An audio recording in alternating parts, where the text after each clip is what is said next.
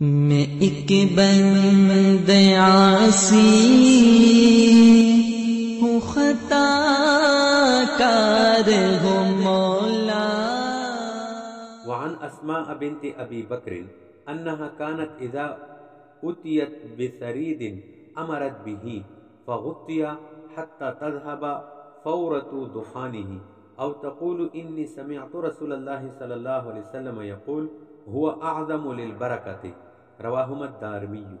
حضرت اسماء بنت ابو بکر رضی اللہ عنہا کے بارے میں روایت ہے کہ جب ان کے سامنے سرید لایا جاتا تو وہ اس کو ڈھانک دینے کا حکم دیتی، چنانچہ اس کو ڈھانک کر رکھ دیا جاتا، یہاں تک کہ اس کو دھوئیں اور باپ کا جوش نکل جاتا تھا، یعنی اس کی گرمی کی شدت ختم ہو جاتی تھی۔